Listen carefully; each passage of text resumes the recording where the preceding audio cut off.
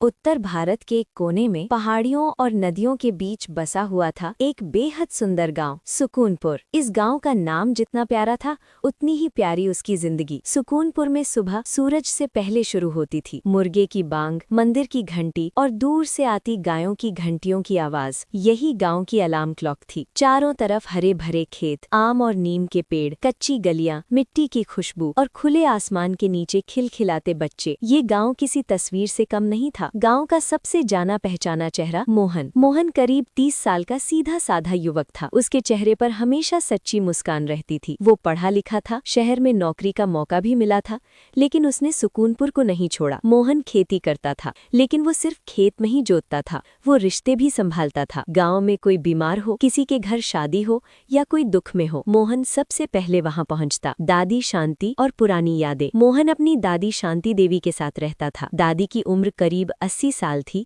लेकिन उनकी आंखों में आज भी चमक थी। हर शाम गांव के बच्चे उनके आंगन में इकट्ठा होते। दादी कहानियां सुनाती, बच्चों, ये गांव पहले और भी सुंदर था, लोगों के दिल और ज्यादा बड़े थे। दादी की बातें सुनते सुनते बच्चे कब सपनों में खो जाते पता ही नहीं चलता। सुकूनपुर की सुबह बहुत खास होती थी। औरतें कुएं से पानी भरती, आपस में हंसते बोलते हुए। किसान हल लेकर खेतों की ओर जाते, बैल जैसे इंसानों की बात समझते हो। हवा में मिट्टी और ताजी फसल की खुशबू रहती।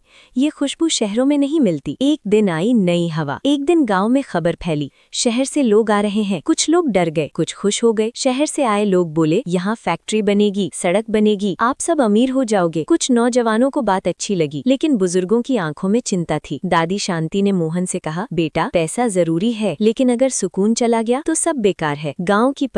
पूरे गाँव की पंचायत बुलाई गई। पीपल के पेड़ के नीचे सब इकट्ठा हुए। मोहन खड़ा हुआ और बोला, हम विकास के खिलाफ नहीं है, लेकिन ऐसा विकास नहीं चाहिए जो हमारे गांव की आत्मा छीन ले। उसकी बात में सच्चाई थी। धीरे धीरे सब समझने लगे, संघर्ष और एकता। शहर के लोग दबाव डालने लगे, कागज, साइन, लालच, सब कुछ, लेकिन सुकूनपुर एकजुट था। किसान, बच्चे, बूढ़े सब साथ खड़े हुए। औरतों ने गीत गाए, बच्चों ने पोस्टर बनाए, हमारा गाँव हमारी पहचान। जीत सुकून की। आखिरकार फैसला हुआ, फैक्ट्री नहीं बनेगी, लेकिन गाँव ने एक नई राह चुनी। ऑर्गेनिक खेती, ग्राम पर्यटन, हस्तशिल्प। लोग शहर से आने लगे, शांति ढूंढने। बदलाव की नई सुबह। अब सुकूनपुर में छोटे छोटे होम स्टे थे। बच्चे पढ़ने के साथ खेती भी सीखते। औरतें आत्मनिर्भर बनी। मोहन गांव का मार्गदर्शक बन गया। दादी शांति गर्व से बोली, देखा बेटा, सुकून बचा लिया हमने। अंतिम दृश्य। एक शाम सूरज ढल रहा था। खेत सुनहरे रंग में चमक रहे थे। बच्चे हंसते हुए दौड़ रहे थे। मोहन ने आसमान की ओर देखा और मुस्कुराया। सुकूनपुर आज भी वैसा ही था,